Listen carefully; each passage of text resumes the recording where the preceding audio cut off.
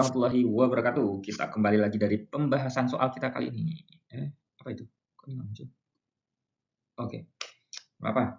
Kan ada pengeditan sedikit, ini semuanya kita edit, kita fokus kepada satu, tema atau subtema ya dari pembelajaran. Yang paling dekat inilah pembelajaran tentang, sejarah masa awal kemerdekaan. Nah, jadi soal pertama langsung aja, pasca proklamasi kemerdekaan kondisi ekonomi Indonesia mengalami kemerosotan. Di bawah ini merupakan faktor yang menyebabkan memburuknya perekonomian Indonesia kecuali. Nah, di sini yang dilihat adalah faktor-faktor yang menyebabkan memburuknya perekonomian. Nah, jadi di sini kita lihat yang tentang ekonomi nih. Nah, terjadi inflasi yang sangat tinggi. Ya benar ya, ketika pasca proklamasi kita mengalami inflasi itu disebabkan itu yang nomor E nih. Ini salah ya. Benar sih, tapi salah yang ditanya adalah yang bukan ya, yang ditanya kecuali kan, yang katanya kecuali kan, dia yang bukan. Ini benar nih. Nah, tapi salah karena yang ditanya yang bukan. Karena inflasi atau hyperinflasi itu terjadi karena nilai mata uang yang turun ya, baik itu nilai mata uang Jepang dan juga ada beberapa mata uang. Ada mata uang Hindia Belanda itu dikeluarkan oleh Javas Banks. Ada juga mata uang masa kolonial gitu. Jadi masa kolonial itu ada dua tuh, ada Javas Bank, ada Hindia Belanda. Sebenarnya Javas Bank itu juga representasi dari Hindia Belanda, tapi dia juga mengeluarkan mata uang. Kemudian Jepang datang juga mengeluarkan mata uang sehingga terjadilah hyperinflasi. Sehingga harga naik dan mata uang sangat banyak beredar gitu ya. Adanya blokade ekonomi oleh Belanda. Ini benar juga. Jadi Belanda selama masa awal kemerdekaan itu melakukan blokade ekonomi sehingga kita Indonesia itu nggak bisa melakukan perdagangan ke luar negeri. Kondisi kas negara yang kosong ini benar juga. Jadi kita merdeka itu ya ini bangkrut ya nggak ada uang gitu ya, nggak ada uang. Jadi ya gimana mengatur pemerintahan, uang aja nggak ada gitu. Nah, makanya ada beberapa bantuan, salah satunya itu ada dari Palestina ya.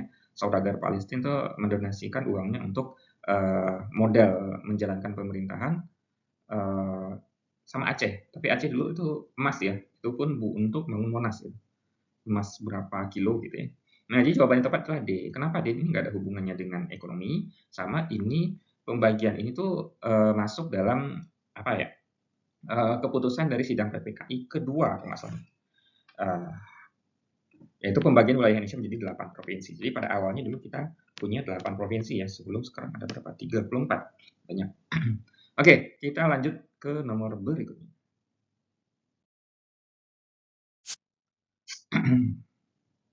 Nah, cermatilah pernyataan berikut ini. Mata uang ori, mata uang ini yang kita bahas tadi ya, mata uangnya. Kemudian sebelum pasukan nikah datang ke Indonesia, terdapat jenis mata uang yang telah digunakan di Indonesia, yaitu yang ditunjukkan nomor, nah di nomor 1 ya, bukan. Orinya belum ada ya. Ini ada setelah Indonesia merdeka tuh 1946-an lah ya. Tapi di sini sebelum pasukan nikah ya. Jadi sebelum pasukan nikah. Pasukan nikah itu datangnya Oktober, masih 1945. Nah, jadi beberapa saat setelah kita proklamasi, Agustus, September, Oktober. Nah, nggak sampai 3 bulan, cuma 2 bulan itu datang nikah. Nah, kemarin kita sudah bahas nikah itu apa. Nikahnya adalah staf administratif pemerintahan. Jadi orang-orang kantor, PNS lah istilahnya. Tapi PNS Hindia Belanda yang dia itu menetap di Australia ketika Jepang menguasai atau menduduki Indonesia. Oke, jadi yang ada itu adalah mata uang Jepang, mata uang Hindia Belanda ya, yang masih ada dengan mata uang The Javas Bank. Jadi lucu juga ya, ada The Javas Bank, ada Hindia Belanda, ada mata uang Jepang. Jepang wajar lah ya, ada pendudukan. Tapi Javas Bank kenapa? Ada dua ya mata uangnya, Hindia Belanda dan Javas Bank. Oke, gitu ya. Jadi jawabannya adalah 2, 3, dan 4. Mata uang nikah, ya nikah aja belum datang ya. Gimana dia bisa ada mata uang di Indonesia? Oke, kita lanjut ke nomor 3.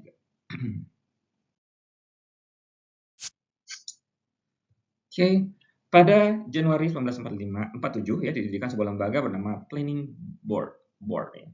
Badan Perancang Ekonomi. Board Office. Dewan tuh ya, Dewan Council ya. Sekarang kan juga ada tuh Dewan Ekonomi, Board of Economics kali ya. Nah, lembaga ini memiliki tugas menyusun rencana pembangunan ekonomi untuk periode sekitar 2 hingga 3 tahun. Gagasan pembentukan badan ini berasal di tokoh bernama, ini tanya tokohnya. Tokoh yang yang menggagas ya planning board ya. Jadi Badan Perancang Ekonomi. Di sini jawabannya adalah Margono Joyo Hadikusumo. Nah, sedikit informasi, ini adalah kakeknya dari Prabowo ya.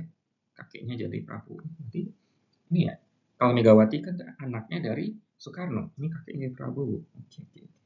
Nah, jadi Margono Joyo Hadikusumo ini yang menggagas adanya planning board, dan dia juga yang menjadi orang yang membentuk Bank BNI 46 ya. Jadi memang ekonomis yang bankir lah, yang sangat berpengaruh pada masa itu, dan menurunkan juga pada anaknya Sumitro Joyo Hadikusumo ya, Mas. Itu kan bapaknya juga seorang ahli ekonomi ya. Kemudian turun ke anaknya jadi tentara gitu. Kopassus Pak Prabowo. Oke, kita lanjut ke nomor 4.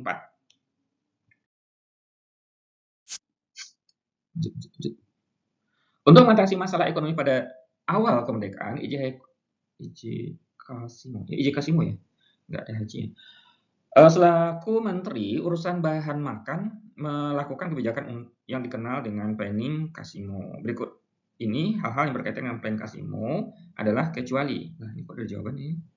Ya, menggunakan pupuk anorganik pada lahan pertanian. Kelihatannya kecuali ya.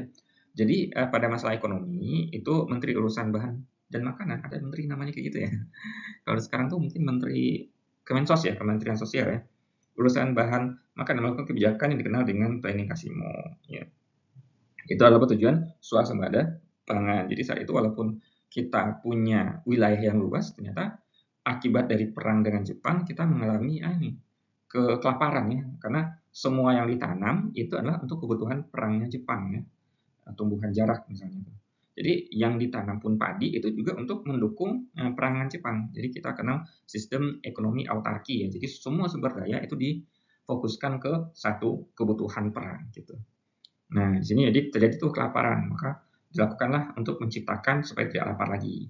Ada menteri khusus, Menteri Urusan Bahan Makanan, menciptakan swasembada pangan, dianjurkan untuk memperbanyak bibit unggul, pencegahan penyembelihan hewan ternak. Kenapa? Karena hewan ternak kayak sapi itu dibutuhkan untuk membajak sawah. Ya, kita mikirin di tahun 1945 ya, jangan mikirnya tahun sekarang ada traktor. Iya, ada traktor, tapi saat itu barang yang langka, mahal gitu. Jadi kalau ngarapin traktor 1945 ya itu langka. Makanya masih menggunakan tenaga hewan untuk membajak sawah, yaitu adalah kerbau, sapi gitu. Jadi dilarang saat itu untuk menyembelih hewan ternak ya. Maka untuk digunakan membajak sawah. Menanami tanah kosong di Sumatera Raya ini juga termasuk opsi yang diberikan untuk menjalankan swasembada pangan ini, yaitu Plan IJ Kasimo. Jadi jawabannya tepat adalah nggak ada hubungannya, itu penggunaan pupuk anorganik pada lahan pertanian. Enggak ya.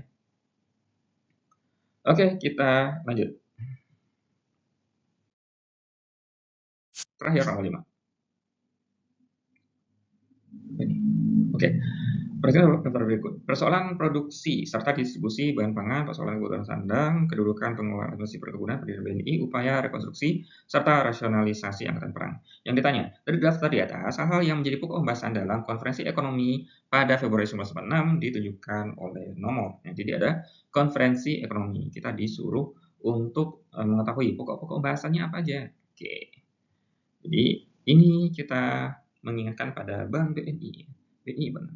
Tapi enggak ya, jadi BNI ini satu kesatuan yang berbeda dengan dilakukannya konferensi ekonomi. Ini sebuah kebijakan untuk dibuat bank atas nama Indonesia ya, Bank BNI. Lah, terus BI dari mana? Nah, BI itu adalah transformasi dari Javas Bank, jadi bank sentral.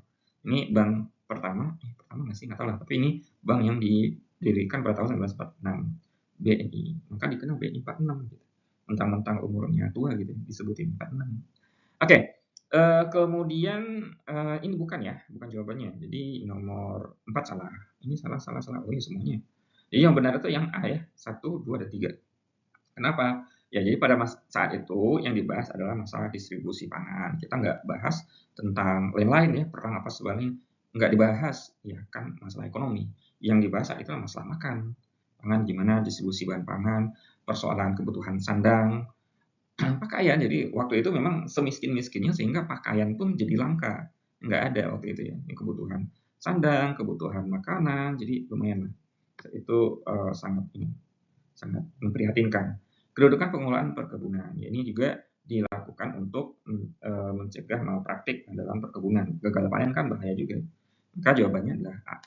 Oke, mungkin itu soal yang kita bahas hari ini. Thank you for watching and we see you to the next video. Bye-bye.